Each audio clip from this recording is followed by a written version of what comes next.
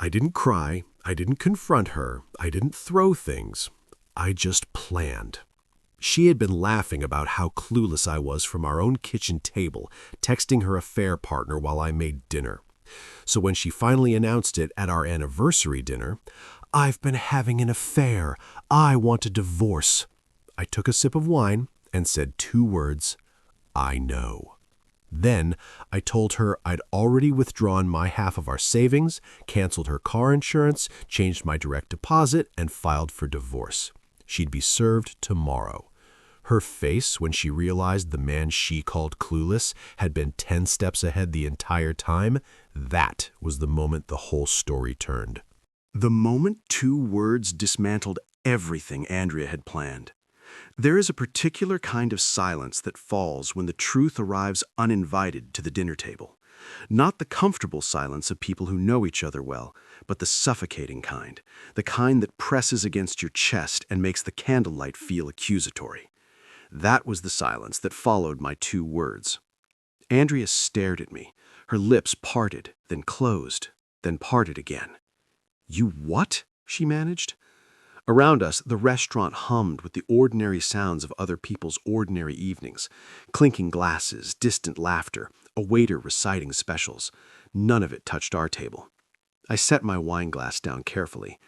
I told her I had known for 11 days. I told her I had found everything the afternoon she left her iPad open.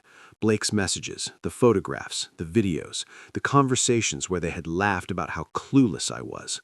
I watched the color drain from her face, the way water drains from a bath, slowly, then all at once. Blake tried to say something. I held up one hand, not dramatically, not with anger, just the calm gesture of a man who had already decided how this evening would go. I turned to him and said I had seen everything. The plans, the photos, the messages where he called her baby girl and she called me oblivious. Then I asked him, in the same unhurried tone, whether Melissa knew he had been sleeping with my wife for 3 months. The gasp that came from Melissa's side of the table was something I will not forget. It was genuine, raw, the sound of a woman whose world had just lurched sideways without warning. Blake turned to her, stammering, reaching for her hand. She pulled it back. Her eyes moved between him and Andrea, assembling a picture she did not want to see. I told Melissa I had screenshots. I offered to airdrop them to her right there at the table. It was not cruelty, it was clarity. She deserved to know. Then Andrea's voice cracked with a single word that reframed everything. "Wedding?" She looked at Blake. The question hung in the air like smoke. He and Melissa were engaged, had been planning a wedding. Andrea, the woman who had been conducting a passionate affair and imagining a future with this man, had not known he was engaged to the woman sitting 3 feet away from her. The irony of a cheater learning she had been cheated on is not something I savored. There was no triumph in watching Andrea's face collapse into an expression I can only describe as the purest form of betrayal. The shock of someone who had broken trust and somehow still expected to be trusted. Melissa stood so quickly her chair scraped backward across the floor. Wine toppled and spread across the white tablecloth like a stain that would not be undone. She threw her drink in Blake's face and walked out. He ran after her, leaving Andrea and me alone in the wreckage of a dinner that had begun as our anniversary celebration. She whispered the question she already knew the answer to. "You knew?" I nodded. Every detail, including the part about waiting for her bonus. She would need that money now. I had already filed for divorce. She would be served tomorrow. The restaurant carried on around us. Someone nearby laughed at a joke. Our appetizers grew cold, and Andrea sat across from me, finally understanding that the man she had called clueless had been several steps ahead all along. How a methodical man quietly dismantled a life he had not planned to leave. Most people, when they discover their spouse is having an affair, do one of 2 things. They confront immediately, driven by pain and adrenaline and the desperate human need to make the hurt stop. Or they collapse inward, shutting down, barely functional, moving through their days like a ghost. I did neither. I sat with the knowledge for exactly 11 days and used every one of them. This is not because I am cold. It is because something in me understood in the hours after I read those messages that the version of myself who acted on raw emotion would lose everything: his money, his dignity, his footing, and his future. Andrea had a plan, a careful, calculated plan that she had been building for months while I cooked dinner and trusted her and went to bed each night not knowing. She had intended to time her exit for maximum financial advantage, waiting until after her annual bonus landed before pulling the trigger. She had treated our marriage like a bridge to walk across and then burn. The least I could do was read the blueprint before the fire started. My first call was to a divorce attorney, quietly, on a lunch break, from a coffee shop 3 blocks from my office. I gave her the broad strokes. She gave me education. In our state, adultery has very limited impact on how marital assets are divided, but it is highly relevant to alimony. A cheating spouse who earns a solid income, Andrea made $75,000 a year, is unlikely to receive spousal support. That was the first piece of information that changed my posture entirely. The second piece was about the joint account. Legally, in a joint account, either party may withdraw up to half the balance without the other's consent. It is not theft. It is not fraud. It is, according to my attorney, simply mathematics. Over the following 10 days, I made a series of modest withdrawals, $500 here, $1,000 there, each one unremarkable on its own. Transferred to a new account at a different bank, one that existed entirely outside the financial life Andrea and I had built together. By the time I sat down at that Italian restaurant, I had moved exactly $23,000, precisely half. I left the other half untouched. My lawyer's advice: take what is yours, leave what is theirs, and give no one a reason to call it theft. The rest of the 11 days were quieter but equally deliberate. I changed my direct deposit to the new account. I removed Andrea as the beneficiary on my life insurance policy. I let her car insurance lapse. It was due for renewal, and I simply did not renew it. I canceled every streaming subscription that existed in my name. I gathered every important document I owned: passport, financial records, property papers, and secured them outside the home. I took screenshots of every message, every photograph, every incriminating exchange, and saved them to 3 separate locations. I did not touch anything that was hers. I did not hide anything that was jointly owned. I simply drew a clean, legal line between what belonged to me and what did not, and stepped quietly to my side of it. By the time Andrea made her announcement at dinner, I had already built the foundation of a life she would not be part of. The chess pieces were in place. All that remained was the final move. Andrea discovers the safety net is gone and decides someone must be to blame. The morning after the dinner, I moved into my new apartment. It was modest, a 1-bedroom with bare walls and furniture I had purchased quietly over the preceding week, delivered while Andrea was at work. Standing in the middle of it that first morning, surrounded by the hum of a refrigerator that was entirely mine and silence that belonged to no one else, I felt something I had not expected. Not grief, not anger. Relief. Clean and complete, like the first breath after surfacing from deep water. Andrea's texts began arriving before I had finished my first cup of coffee. At first they were confused, then hurt, then furious.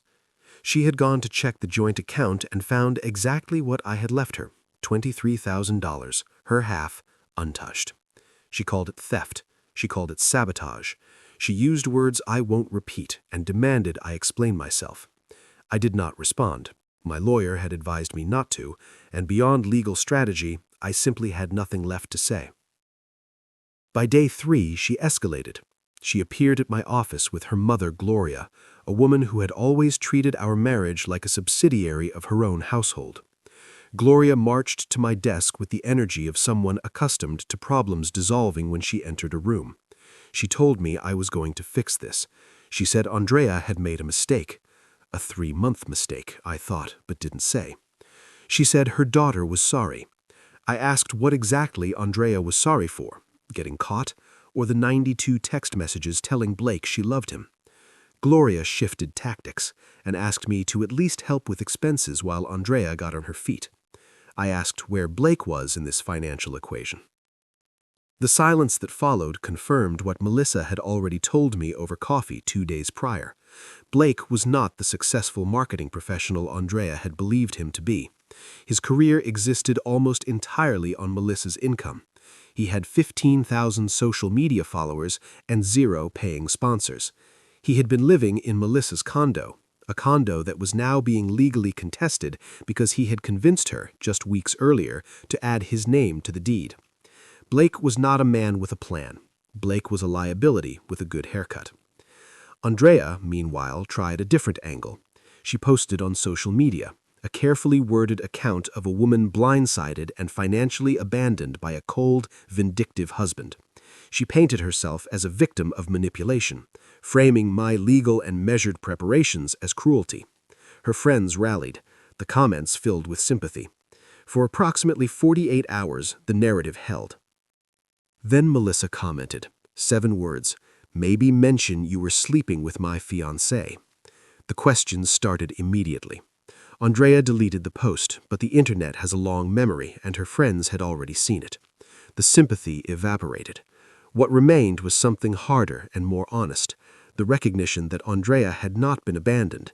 She had been caught, and the man she had counted on to absorb the consequences without complaint had, for once, declined the role. Here are all 5 modules in plain text. Module 2. I know. The table turns. The moment 2 words dismantled everything Andrea had planned. There is a particular kind of silence that falls when the truth arrives uninvited to the dinner table. Not the comfortable silence of people who know each other well, but the suffocating kind. The kind that presses against your chest and makes the candlelight feel accusatory. That was the silence that followed my 2 words. Andrea stared at me. Her lips parted, then closed, then parted again. "You what?" she managed. Around us, the restaurant hummed with the ordinary sounds of other people's ordinary evenings. Clinking glasses, distant laughter, a waiter reciting specials. None of it touched our table. I set my wine glass down carefully. I told her I had known for 11 days. I told her I had found everything the afternoon she left her iPad open. Blake's messages, the photographs, the videos, the conversations where they had laughed about how clueless I was. I watched the color drain from her face the way water drains from a bath, slowly, then all at once. Blake tried to say something. I held up one hand, not dramatically, not with anger, just the calm gesture of a man who had already decided how this evening would go. I turned to him and said I had seen everything. The plans, the photos, the messages where he called her baby girl and she called me oblivious.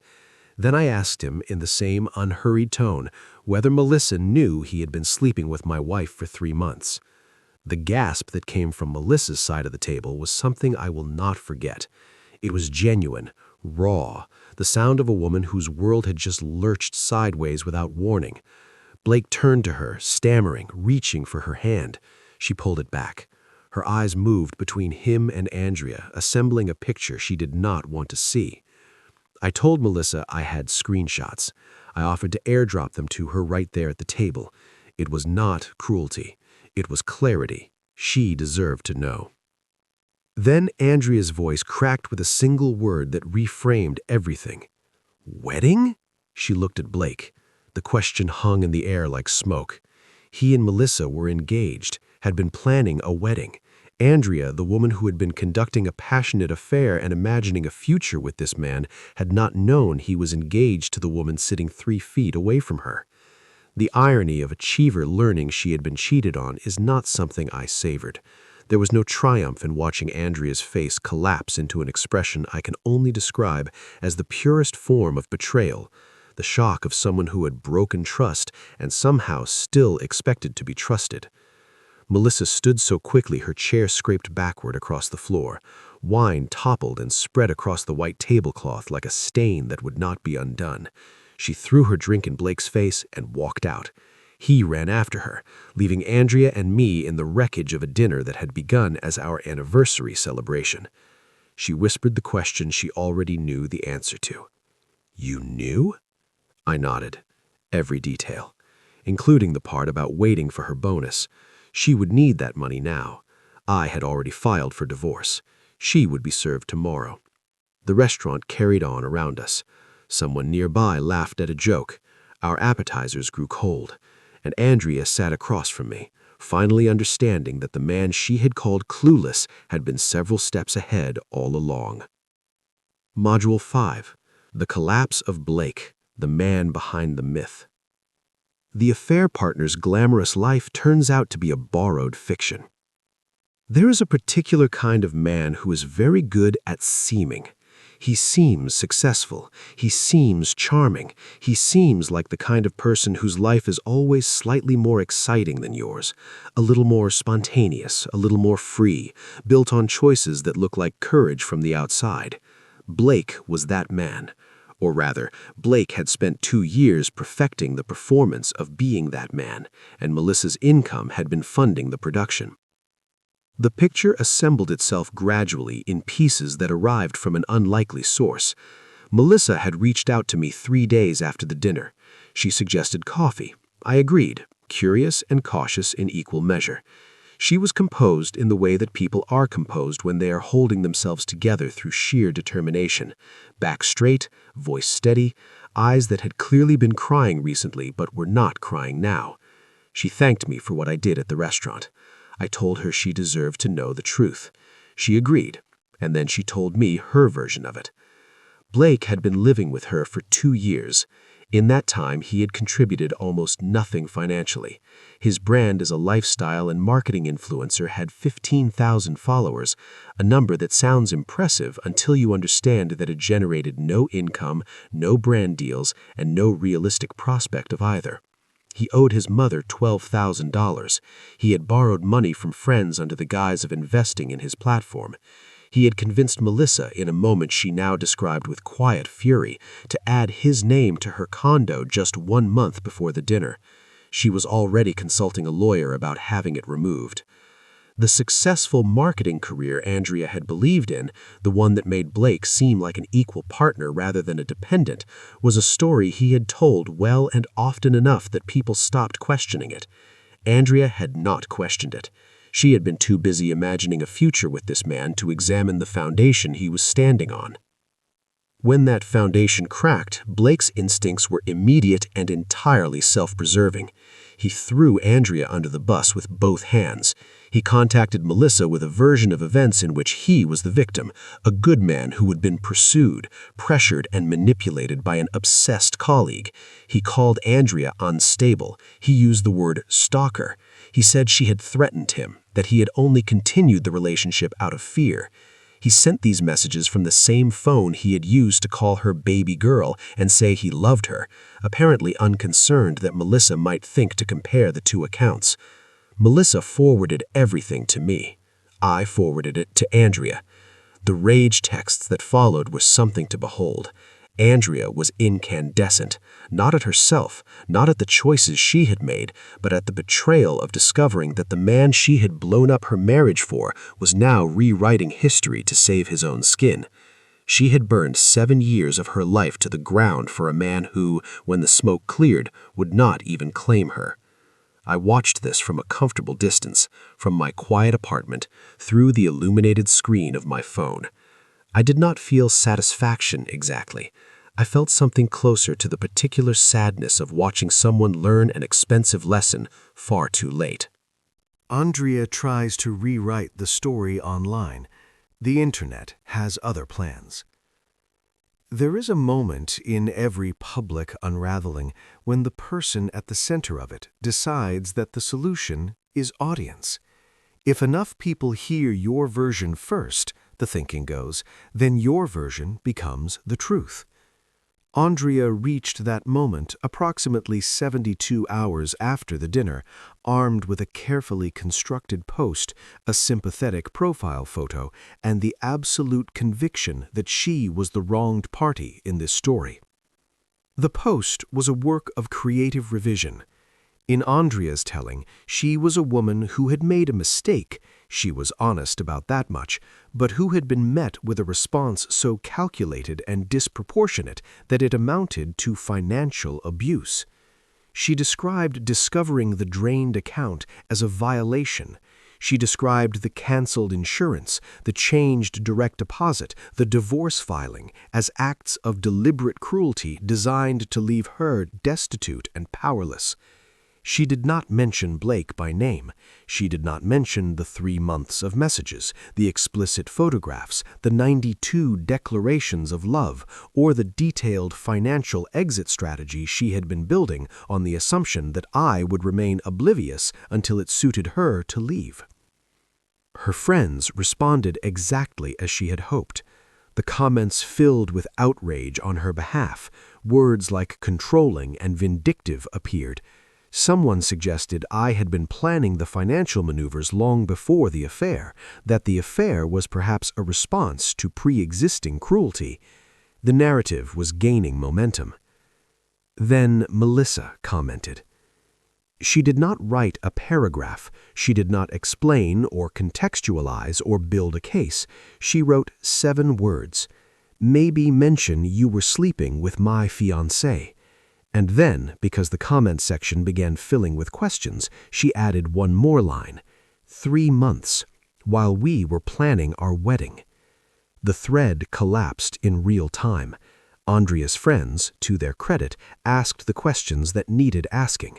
The sympathy evaporated and was replaced by something cooler and more skeptical. Andrea deleted the post, but deletion is not erasure. The screenshots had already been taken, the questions already asked, the new version of the story already in circulation. What happened next revealed something important about Blake's character, though by that point very little about Blake surprised me. Faced with Melissa's public comment and Andrea's continued attempts to contact him, he chose the path of maximum self-protection. He sent Melissa a series of messages so thorough in their betrayal of Andrea that they read almost like a legal document. A full account of how she had pursued him, pressured him, and refused to accept that he was not interested. He called her obsessed. He called her a predator. He constructed, with apparent sincerity, a version of events in which he had been a passive and reluctant participant in his own affair. Melissa forwarded every message to me. I forwarded them to Andrea. The phone call that followed, Andrea dialing Blake on speaker outside the courthouse, demanding he explain himself, ended with his voice in the background, Melissa's voice cutting across it, and the line going dead. Andrea stood on the courthouse steps holding my phone, having just heard the man she had sacrificed her marriage for tell another woman she meant nothing. She threw my phone at me. I caught it. She said I had ruined everything. I told her the truth, gently and finally. I had not ruined anything. I had simply stopped paying for the damage. Andrea's legal gambit fails, and the judge is not impressed. There is something clarifying about a courtroom. Strip away the social performances, the carefully crafted narratives, the audience of sympathetic friends, and what remains is documentation, facts. A judge who has heard every variation of every story and has very little patience for the ones that don't add up. Andrea walked into that hearing believing she had a case. She walked out having learned what the word consequence actually means when it has legal weight behind it. Her attorney, a friend of Gloria's who owed the family a favor, had filed a motion for emergency spousal support 2 weeks after the dinner. The argument, as I understood it from my own lawyer, was that I had orchestrated the discovery of the affair specifically to maximize financial damage, that I had, in essence, weaponized my own betrayal. It was a creative argument. It was also, as the judge's expression made clear within the first 5 minutes, a deeply unpersuasive one. Andrea had dressed carefully for the occasion. Dark clothing, minimal jewelry, the aesthetic of a woman undone. Her attorney stood and argued that I had left her destitute by withdrawing funds from the joint account. My lawyer responded by presenting the mathematics. I had withdrawn exactly half. The other half remained untouched in the account Andrea had full access to. The judge asked the opposing attorney to clarify how half of a joint account constituted theft. The attorney did not have a clarifying answer. Then came the employment records. Andrea earned $75,000 annually, had been continuously employed for 4 years, and had no dependents. My lawyer stated it simply. She makes more than the median household income. She is not destitute, she is inconvenienced. The judge denied the emergency support motion without extended deliberation. Andrea cried. Real tears this time, I think. Not the performance of the dinner, not the social media grief, but the genuine shock of a woman who had expected a different result and received instead a clear-eyed assessment of her actual situation. I watched from across the room and felt nothing except the quiet satisfaction of a process working exactly as it was designed to. Outside the courthouse, Gloria was waiting. She had the posture of a woman preparing a speech and delivered it without preamble. I was enjoying this. I was being vindictive. A good man would help Andrea through this difficult time rather than pile on. I listened until she finished. Then I told her, as calmly as I could manage, that I was not financing the life Andrea had chosen to pursue. The affair was her decision. The affair partner was her choice. The consequences were simply the arithmetic that followed. Gloria's final question was the one that contained the most genuine emotion. Didn't you love her? I thought about it honestly before I answered. Yes, I had loved Andrea completely for 7 years without reservation. That love had not protected me from being mocked in private messages, deceived about her whereabouts, and treated as a financial obstacle to be managed rather than a person to be respected. Loving someone, I told Gloria, does not obligate you to fund their betrayal indefinitely. She had no answer for that. Neither, it turned out, did the judge. When manipulation runs out of options, it gets creative. Desperation, I have learned, is not a single moment. It is a progression, a series of escalating attempts to restore a situation that has already been permanently altered. Each attempt carries the logic of the previous one pushed slightly further, slightly more untethered from reality, until you arrive at places that would have seemed unthinkable at the beginning. Andrea's desperation followed this arc with remarkable consistency, and I documented every step of it, partly on my lawyer's advice, and partly because I could not quite believe what I was witnessing. The Venmo requests began in week 2. The first was for $3,500 labeled emotional damages and half of bills. I declined it and sent her one in the same amount labeled therapy I'll need after your affair. She called immediately. The conversation was brief. She said this wasn't funny. I agreed that none of it was. She said she could not afford her life without my help. I suggested she change her life. She said Blake wouldn't talk to her. I told her that was not my problem. Then Blake called me. I want to be clear about what happened here because it remains the single most audacious moment of this entire experience. Blake, the man who had spent 3 months sleeping with my wife, calling her baby girl, and planning a future with her while engaged to another woman, called me to ask if I could take Andrea back. Just temporarily, he said, just until she calmed down. She was showing up at his mother's house. She was overwhelming his phone. Melissa wouldn't take him back because of her. He needed someone to manage the situation, and apparently that someone was the husband she had cheated on. I told him no. I told him the situation he was describing sounded very much like a problem he had created. I hung up. The pregnancy announcement arrived next. Andrea called, voice carefully controlled, and told me she was pregnant. I felt the cold shock of it for approximately 2 seconds before logic arrived.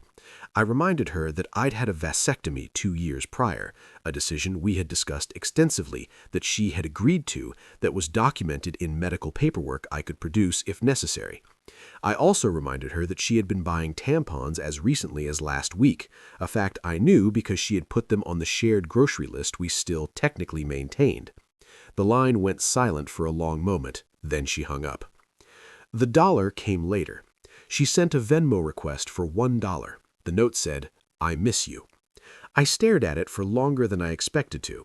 There was something in it, some small, genuine fragment of the person I had married, surfacing briefly through all the noise. And then I remembered the message she had sent Blake from our kitchen table, laughing about how clueless I was. I sent her $1 back. The note said, "For the bus. Stop contacting me." She returned the dollar. I kept it and blocked her on Venmo. My lawyer has everything documented. The arithmetic of this marriage, it turns out, ends exactly where it began, with me holding a dollar and knowing precisely what it is worth. The divorce is finalized. Blake returns to Melissa, and the last voices go quiet. The divorce was finalized on a Tuesday. I remember the day specifically because it was raining, a steady, gray, unremarkable rain that asked nothing of you and offered nothing back. I sat in my lawyer's office and signed the documents that made official what had already been true for weeks, and I felt the particular lightness of a weight you have been carrying for so long you forgot it was there until the moment it was gone. The settlement was clean because Andrea had finally done the math. Fighting would cost more than conceding. Her attorney, Gloria's favor-owing friend, had apparently delivered this reality with enough clarity that even Gloria could not argue her way around it. Andrea kept her car, and with it the $400 monthly payment she would now cover alone. She kept her personal belongings, her half of the joint savings, $23,000, and her 401k, which I had not touched. I had no interest in her retirement account. I was not trying to ruin her. I was trying to leave. She also kept $18,000 in credit card debt that she had hidden from me throughout our marriage, accounts I had not known existed, balances that had been accumulating quietly in the background of our shared life. I discovered this during the discovery process and experienced the particular exhaustion of learning there had been yet another layer of concealment. The debt was hers. I was not responsible for it. I walked away from the marriage with my full paycheck, my new apartment, my dignity, and zero alimony obligations. The final chapter of Blake and Melissa's story arrived the same week. He had, with the persistence of a man who had no other options, convinced Melissa to take him back. The argument he made was that Andrea was unstable, a woman who had pursued and manipulated him, who had inserted herself into his life with such force that he had been unable to resist. He was, in his telling, a victim. Melissa, facing non-refundable wedding deposits and the social complexity of a canceled engagement, chose to believe him. They sent Andrea a cease and desist letter after she appeared at their condo one evening, drunk and declaring something about true love, and screamed at the door until neighbors called the building manager. Robert, Andrea's father, texted me privately the week after the finalization. He was a decent man, consistently outmaneuvered by the women in his family. His message was short. "Between you and me, son, you did the right thing. Andrea needs to grow up. Maybe this is the wake-up call she needs." I thanked him and meant it. Gloria called once more, her final attempt, voice carrying the particular tone of a woman who has decided that persistence is its own argument. I told her I genuinely hoped Andrea found her footing. Then I wished her well and ended the call. I blocked Gloria's number. I blocked Andrea on every platform that still connected us. I closed the doors one by one, not with anger, but with the calm finality of someone who has finished a chapter and is ready, when the time comes, to begin the next one. On the other side of 7 years of noise, a man rediscovers the sound of his own life. My apartment is quiet in the mornings. That is the thing I notice most, even now. Not silent. There is the radiator, the neighbor's dog, the particular rhythm of the street below, but quiet in the way that matters, which is to say that the quiet belongs entirely to me. Nobody is performing in it. Nobody is checking messages in it that they don't want me to see. It is simply the honest, uncomplicated sound of a life that contains only what I have chosen to put in it. A month after the finalization, I heard through the loose network of mutual acquaintances that connects people who were once married that Andrea had found a new direction. She was on the dating apps, describing herself as an entrepreneur. The entrepreneurship, on closer examination, turned out to be an MLM skincare line, one of those structures where the product is almost incidental to the recruitment. She was posting about empowerment and self-worth and the importance of surrounding yourself with people who value you. She was also, according to the same network, occasionally sliding into the DMs of men whose relationship statuses were complicated. The leopard, it seemed, had not renegotiated its spots. Blake and Melissa got married. I received an invitation, which I understood immediately as spite dressed in cardstock, an act of performance for an audience of one. I declined, but I sent a gift. A digital picture frame preloaded with a single image. A screenshot of Blake's first message to Andrea. "Can't wait to hold you again." I do not know what happened when they opened it. I do not need to. Some gifts speak for themselves. My therapist, yes, I am in therapy, and I say that without embarrassment, tells me that what I am processing is not so much the betrayal itself as the recalibration that follows it. 7 years of being told I was too suspicious, too analytical, too much, and then discovering that every instinct I had suppressed in the name of trust had been, in fact, accurate. The normal meter was not broken. It had been deliberately interfered with. Recalibrating it takes time, and I am giving it that time without apology. Dating is not on my radar. Trust is not something I can manufacture on a schedule. I know this about myself now in a way I did not before, and I consider the knowing to be one of the few clean gains from an otherwise costly experience. What I have instead is the uncomplicated pleasure of a life that operates exactly as I arrange it. Evenings that go as planned, mornings that contain no performances, a bank account that reflects only my decisions. Andrea still sends Venmo requests occasionally, small amounts, absurd labels, $50 for shared Netflix memories, $25 for the coffee maker. I decline each one and screenshot it as my lawyer advised. The last request was for $1 with the note, "I miss you. I have already told you what I sent back." The best revenge, it turned out, was not the dinner, not the legal maneuvering, not the screenshot in the picture frame, though I stand by that one. The best revenge was simply this: a quiet apartment, an honest life, and the knowledge that somewhere out there, the woman who called me clueless is trying to sell skincare. She played a game she thought she had already won. I just changed the rules before the final move. I am not the punchline anymore. That, more than anything, is enough. At dinner, she said, "I've been unfaithful. I'm in love with another man." I smiled. I know. Some dinners change your life. Not because of the food, not because of the company, but because of a single sentence that splits your world into before and after. For me, that sentence came on a Thursday evening, delivered across a candlelit table at the Italian restaurant my wife had always loved, the same restaurant where I had planned to celebrate 5 years of marriage and 7 years together. Instead, it became the night everything unraveled. And the strange part, I had been waiting for it. Her name was Andrea, 33 years old, warm smile, a laugh that used to fill a room.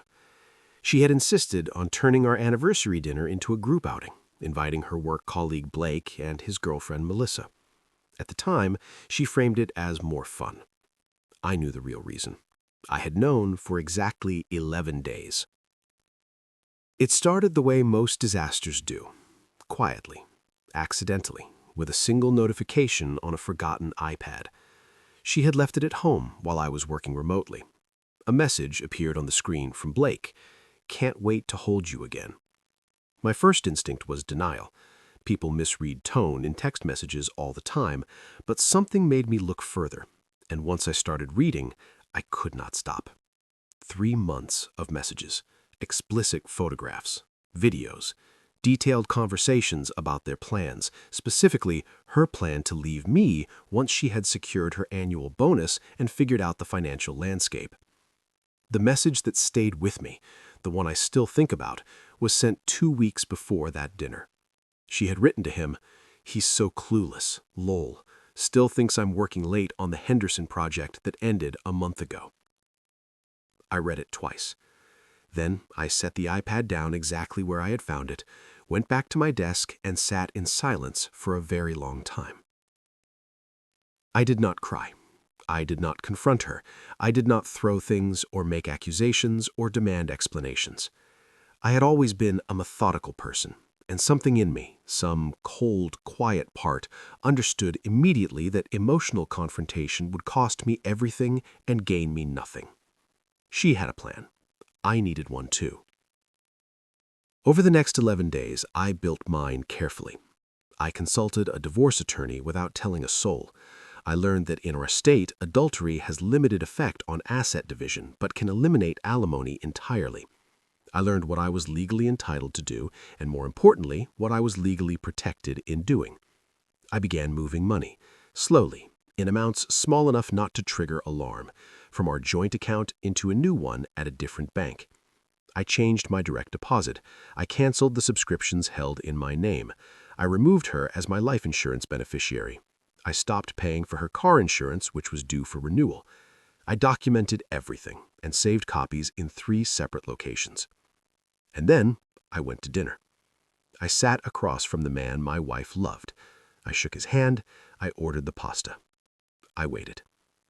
When Andrea set down her fork halfway through the appetizers and said the words she had clearly rehearsed, "I've been having an affair. I'm in love with someone else. I want a divorce." The table went silent. Melissa's eyes went wide. Blake turned pale. I took a sip of wine and said 2 words. "I know."